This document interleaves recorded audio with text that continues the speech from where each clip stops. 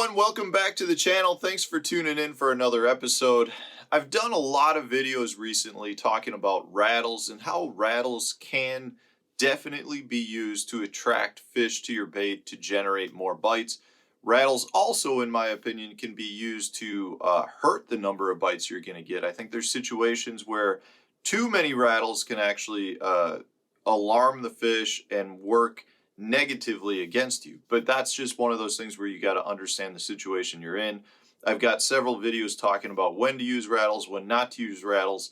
But what I want to talk about today is when you are using rattles, there are different types of sounds created from those rattles that can be used to your advantage. So it's beneficial to anglers to understand how the sound is being made and what type of sound it's going to be.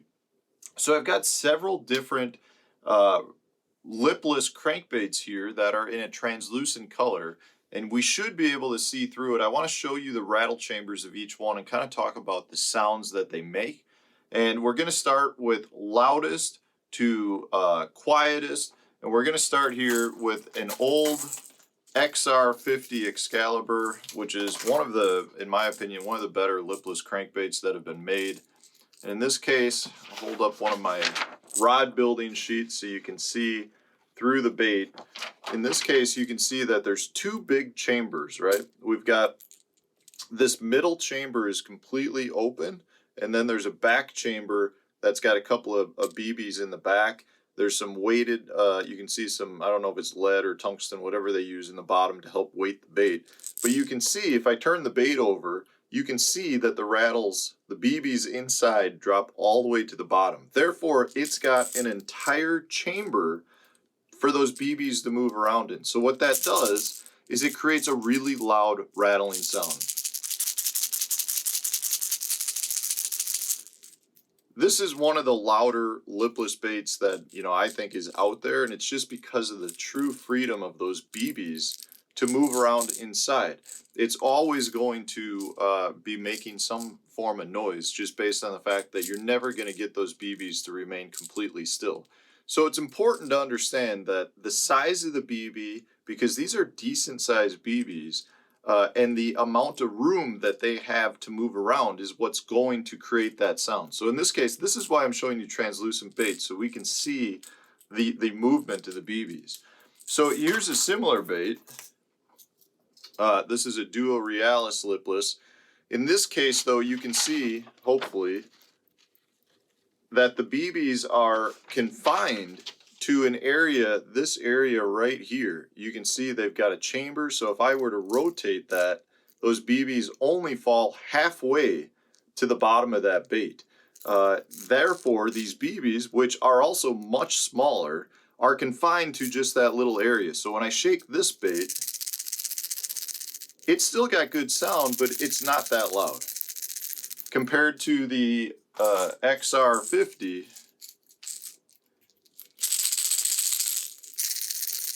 it's a much lighter, duller rattling sound.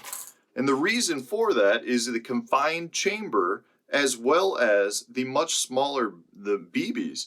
You got to recognize that when you're using smaller BBs, they've got less mass. So when they're getting shaken around, they don't thump the sides of the walls of the bait or the other BBs nearly as hard as the other BBs in that XR50 that have much more mass. They just, when they hit something, it creates a lot more sound. So, in this case, one of the reasons I'm telling you this is so that if you do have a sound that you like, and you're going to the tackle shop and you want to pick out a bait that's similar to it, a lot of times when the bait's in the package, you can't determine the sound that well. But one of my tips for you is when you go to the tackle shop, if the sound matters, go find one of the baits in the same, if you have a bait, say in Sexy Shad that you wanna buy, but you can't see the rattle chamber, look to see if they have a translucent bait so you can see the rattle chamber. If you're unfamiliar with that bait and you get to look inside of the bait through one of the translucent ones, like in this case, I would know that this is not going to be a very loud rattling bait because the BBs are small and they're confined to a small area, so they get less room. If I saw the XR on the shelves, if I did, I'd buy them, but if they were still there, I would be able to tell you that this is a much louder bait because of the fact that it's got those BBs, and they've got bigger BBs with a lot more movement inside of it. So that's one of the keys here, guys. If you have the ability to check out translucent baits so you can see into them, you'll be able to really identify what the sound's like. Because a lot of times you're not going to be able to pick a bait up that's new in the package and shake it and get a true sound, because the bait's rattling in the package, the hooks are moving, everything is moving, so it creates a different sound. Okay, so then once you've got that, that's when I would go, you've got your multi-BBs to, then we'll go to a single BB. So this is the same bait, only it's an XRK 50. So it's a one knocker is what they used to call it. In this case, what they have up front is one big, I don't know if it's lead or tungsten or what, but it's a big triangular piece that sits in the head that rotates from side to side. So if I just turn the bait, this big piece is just flopping from the side to side. What that does is when you shake it is you get one solid thump sound. You don't get that loud kind of crazy BB sound. You get much more of a dull thump thud.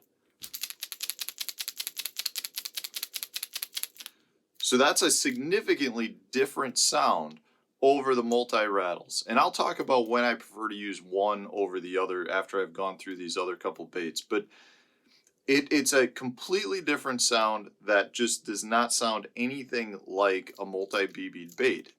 And so you've got kind of this whole second category then of what they call one knockers or thumpers. There's different names for it.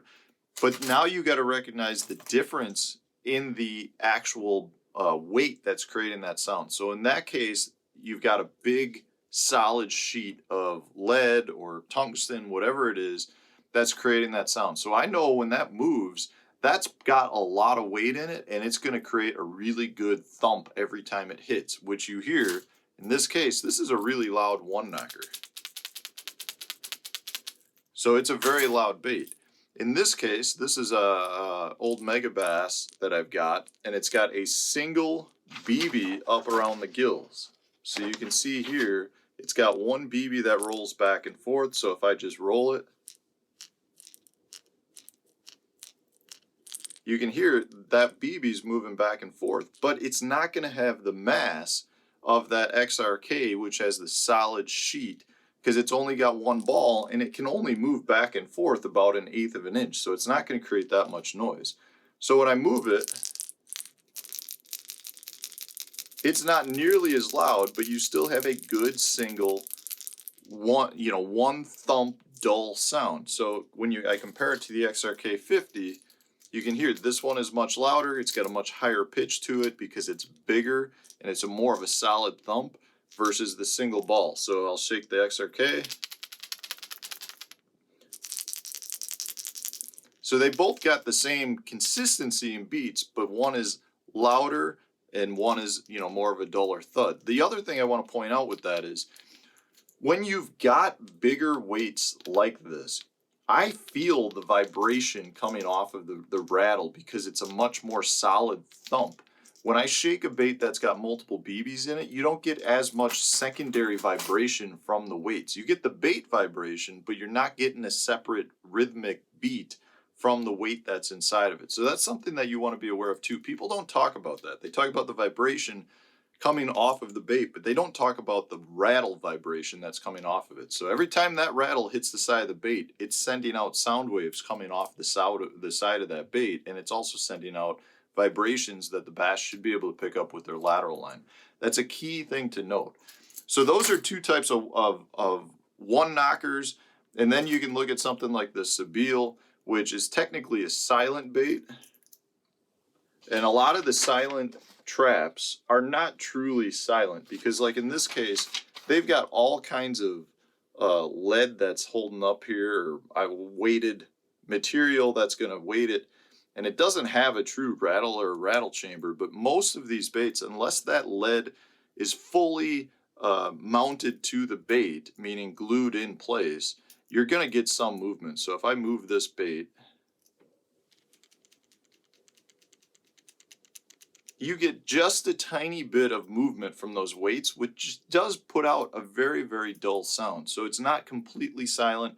Most lipless or most crankbaits that say they're not, they've got no rattle, are usually have a little bit of sound, especially if they're not a wood bait. If they're a plastic molded bait, most companies will put the weight in, but they don't actually mount it in place. They don't glue it in place.